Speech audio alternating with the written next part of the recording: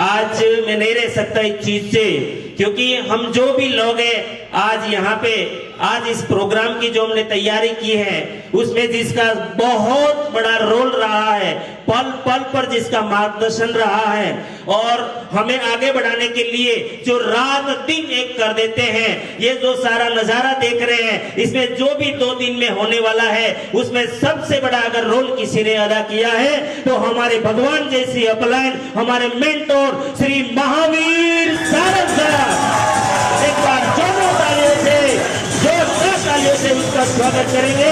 और मेरे को 1 लाख रुपए की मैं इनकम पे पहुंचा, उसके बाद मैंने अपने आप को समर्पित कर दिया आरसीएम बिजनेस को कि अब मैं सिस्टम के लिए काम करूंगा और मेरी टीम के लिए काम करूंगा, हिंदुस्तान में नंबर 1 लेके जाना है। शुरू किया था 2500 रुपए की नौकरी थी, बहुत चले जाए, बहुत समस्याएं आई, लेकिन लगातार लगे रहे।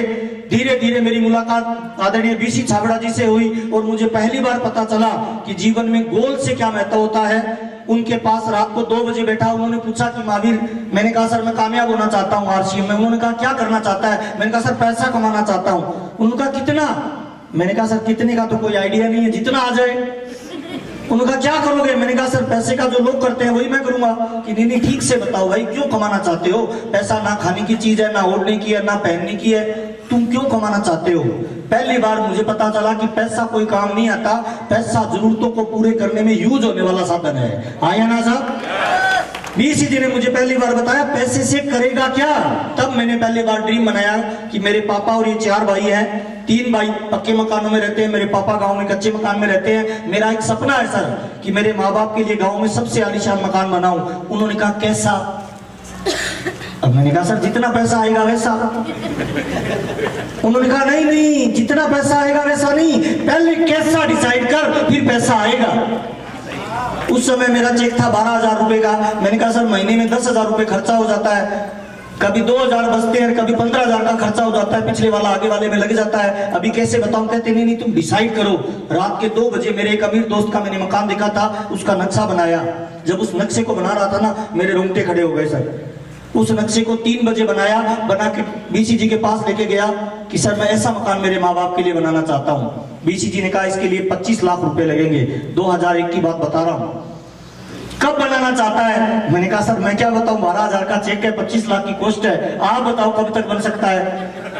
उन्होंने कहा तेरे को बनाना है, मेरे को नहीं बताना, तू बता कब बनाना चाहता है, डेट डाल।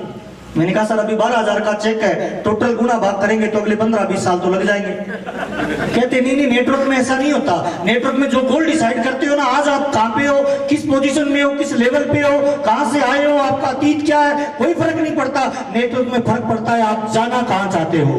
हेलो, मैंने डेट लिखी सर मैं ये मकान 8 मार्च 2005 को बनाना चाहता हूँ। 2003 की शायद बात होगी, 2 या 3 की। उन्होंने कहा इसके लिए क्या कर सकते हो, क्या कुर्बानी दे सकते हो? मैंने कहा मतलब? कहते इस दुनिया में कामयाबी कोई भी है ना फ्री में नहीं मिलती, हर कामयाबी की कीमत देनी पड़ती है। आया ना साहब? There is no free lunch in life. इस दुनिया में फोकट में कभी कुछ नहीं मिलता, हर कामयाबी की क्या देनी पड़ती है साहब?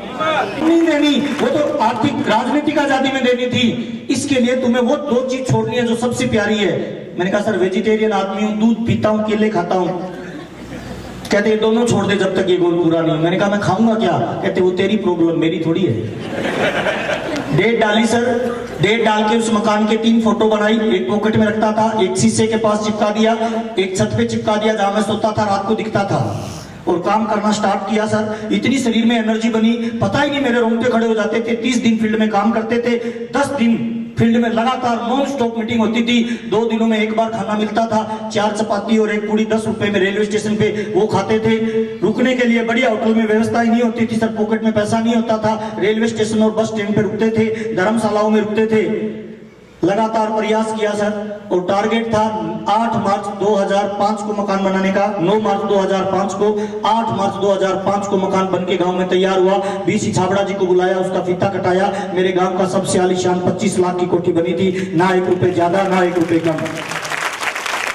वो मकान जिस दिन बना, उसका जिस दिन फीता कट रहा था ना, उस दिन पहली बार मुझे लगा कि जिंदगी में मजा आ गया सर, इसके बाद जिंदगी में कुछ भी नहीं चाहिए। हाँ या ना साहब?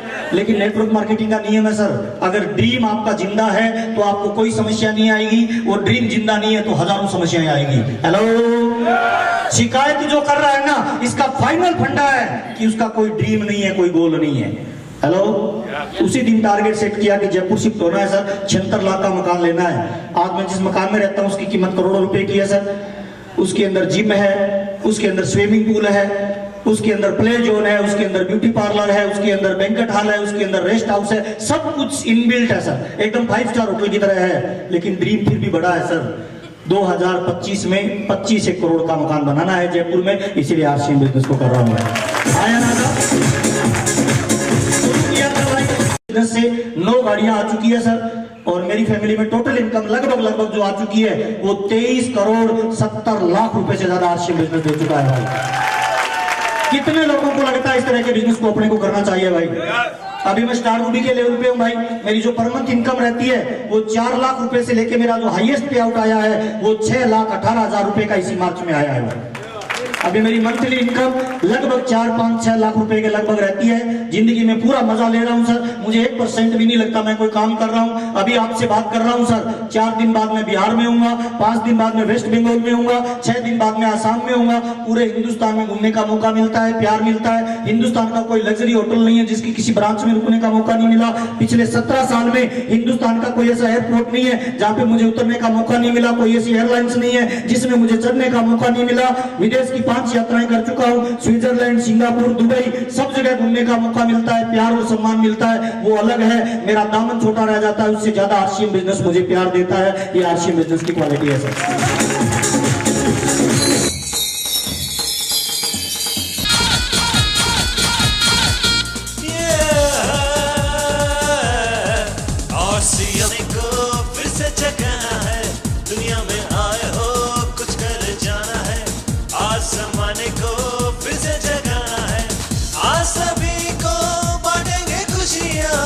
समेटेंगे गम गम गम गम, एक अजूबा अपने संग है और हम हैं इसके संग। ये आरसीएम आरसीएम आरसीएम आरसीएम, ये आरसीएम।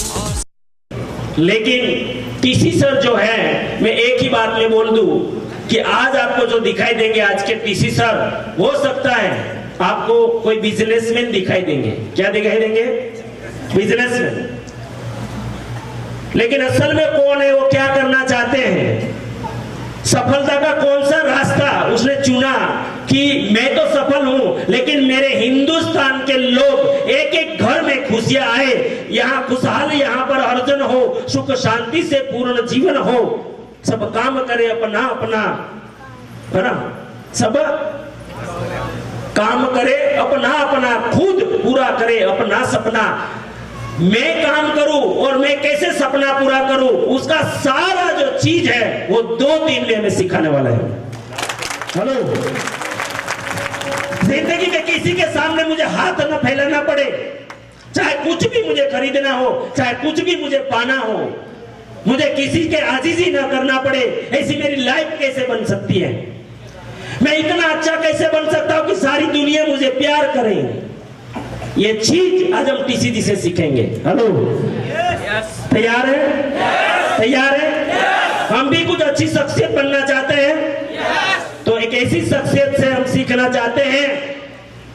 हम फील्ड में आपको बताते हैं कि भीलवाड़ा जाने का जो हमारा मकसद है, उसमें एक बहुत बड़ा मकसद रहता है जो इस संसार में कोई भी बिजनेस में पॉसिबल नहीं है। दुनिया में हमने बहुत चीजें खाई, बहुत यूज किया, बहुत कंज्यूम किया। क्या किसी कंपनी का मैनेजर को भी आपने देखा क्या?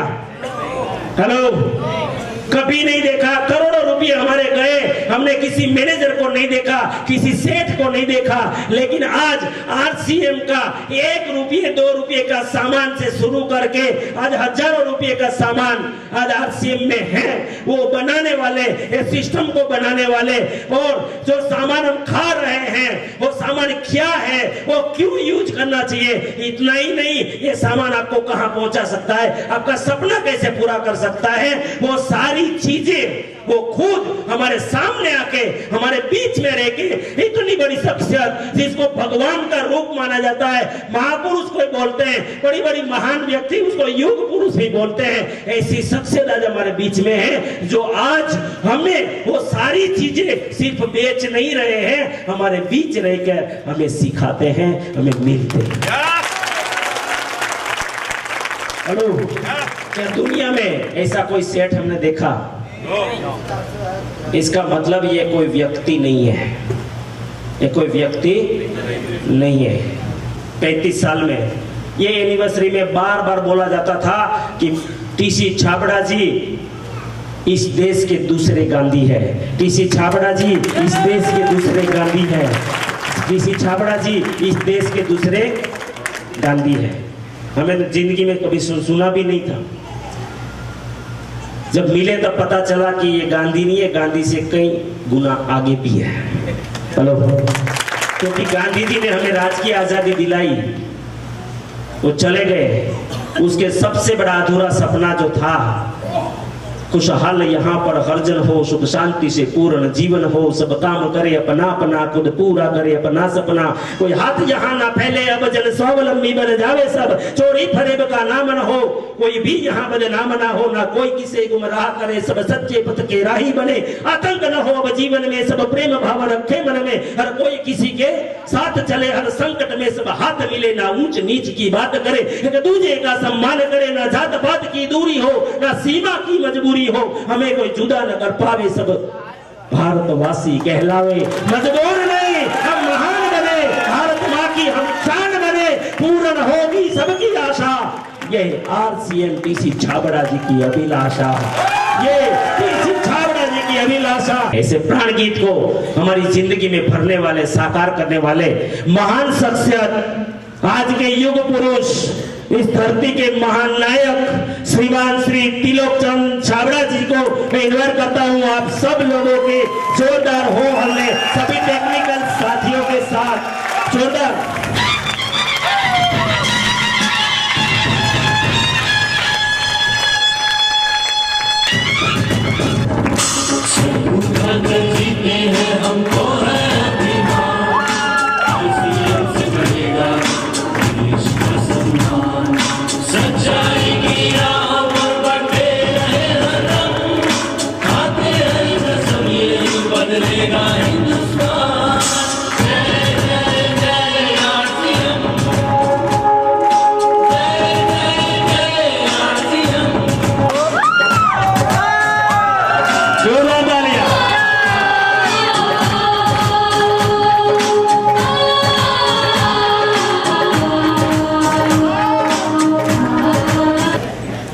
जो मैं चाहता हूँ वो आप कर लो, इससे बढ़कर कोई सम्मान नहीं है, इससे अधिक मुझे कुछ चाहिए भी नहीं, और कुछ करने की जरूरत नहीं है। एनिवर्सरी प्रोग्राम में मैं डाटा इकट्ठे कर रहा था तो पता लग रहा था कि 2020 में जो प्रोडक्ट हम बनाते हैं, एफएमसीजी, कपड़ा, ईटेबल, फार्मास्यूटिकल, न्यूट्रास्यूटिकल्स, एग्रीकल्चर के प्रोडक्ट, जितनी हम वैरायटी जो बनाते हैं उसका कुल कारोबार 46 लाख करोड़ का होने वाला है 2020 में।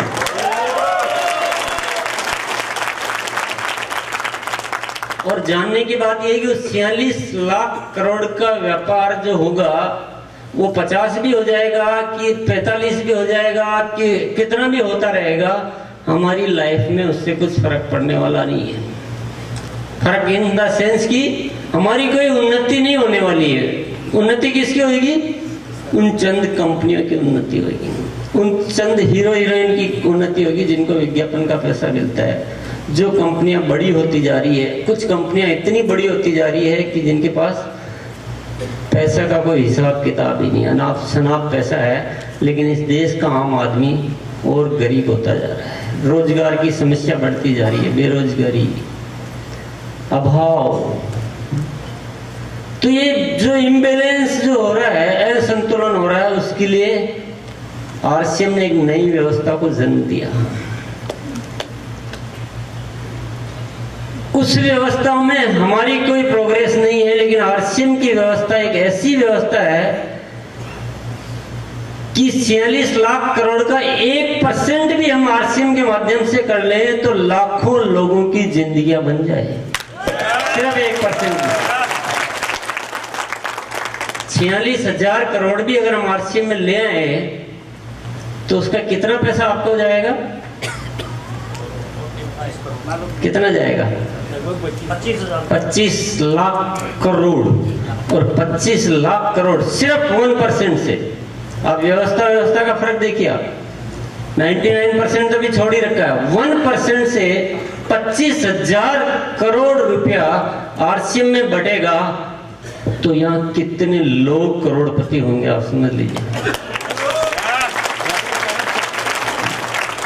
पूरा देश का नक्शा बदल जाएगा। जाने कितने डायमंड की आप बातें करते हैं, आप रूबी की बातें करते हैं, आप एमराल्ड की बातें करते हैं, आप रॉयल्टी की बातें करते हैं। इतनी रॉयल्टी होगी, इतनी रॉयल्टी होगी जिसको गिनना मुश्किल हो जाएगा। होगी कि नहीं होगी बताइए? इस बात को साइड में कर देते हैं। इसको करने के लिए हमें क्या करना है? क्योंकि मुद्दे की बात क्या है, ये हो सकता है, ये तो पॉसिबल है। कंपनी ने तो वो सारा प्लेटफॉर्म बना रखा है, वो सारी व्यवस्थाएं तैयार कर रखी है, वो सारा प्रोजेक्शन कर रखा है। उसको करने के लिए क्या क्या व्यवस्था चाहिए वो कंपनी ने ऑलरेडी सब कुछ सेटअप जमा रखा है। क्यों नहीं होगा? सब कुछ होगा। हमें सिर्फ ये समझना है कि हमारा रोल क्या है, हमें क्या करना है। और हम सब लोग अपना अपना रोल समझ लें तो ये डेफिनेटली हो सकता है, होकर रह सकता है। होकर रहेगा ये तो फिर आपको बोलना पड़ेगा। क्योंकि इसमें क्या सिस्टम है, ये सब आपस में जुड़ा हुआ। मैं अकेला कुछ नहीं कर सकता। मैं अपना रोल ठीक से अदा कर सकता हूं, मैं अपनी जिम्मेदारी को ठीक से निभा सकता हूं, लेकिन इस मिशन को पूरा करने के लिए हम सबको अपनी अपनी जिम्मेदारी को समझना पड़ेगा। और एक जो हमारे कोने में एक कमजोर इच्छा जो बनी रहती है उसको त्यागना पड़ेगा। क्योंकि हिंदुस्तानी आदमी ये चाहता है कि मुझे नहीं करना पड़े और मुझे वो सब कुछ मिल जाए जो मेरी जिंदगी में सपने पूरे कर दे। आपको जितना चाहिए उससे 10 गुना करने का जज्बा चाहिए।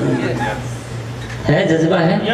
मेहनत करने के लिए तैयार है? देश को बदलने के लिए तैयार है? अपना भविष्य सुधारने के लिए तैयार है? तैयारी चाहिए दोस्तों, तैयारी। मेरे बताने से कुछ होने वाला नहीं है, आपके सुनने से कुछ नहीं होने वाला है। तैयारी की जरूरत है। आज ऐसा मौका मिला है, इस मौके को अगर हम काम में लेने के लिए तैयार नहीं है तो हम लोग बहुत नादान हैं। हमारा दिमाग सही तरीके से नहीं चलता। मैं यही कहूंगा। कौन मैं आपको बोल रहा हूं कि आपको अरबों रुपया इन्वेस्टमेंट करना है, आपको हीरो बनना, आपको एक्टिंग सीखनी, आपको डॉक्टर बनना, आपको इंजीनियर बनना है। मैं कुछ नहीं बोल रहा हूं आपको। बहुत छोटे छोटे काम होते हैं, लेकिन उन छोटे कामों को सही तरीके से करना बहुत जरूरी है, तभी हम कुछ कर सकते हैं।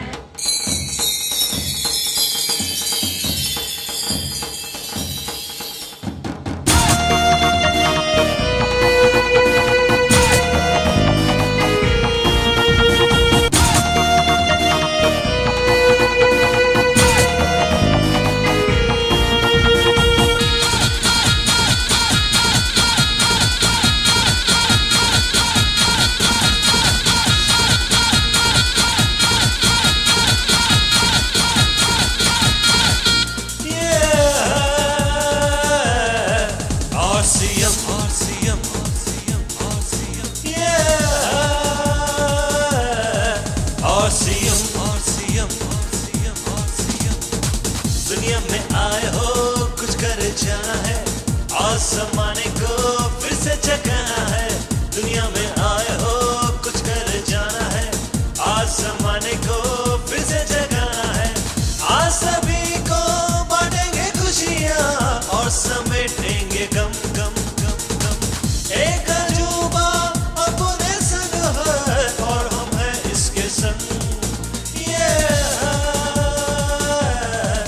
RCM, RCM, RCM, RCM, yeah।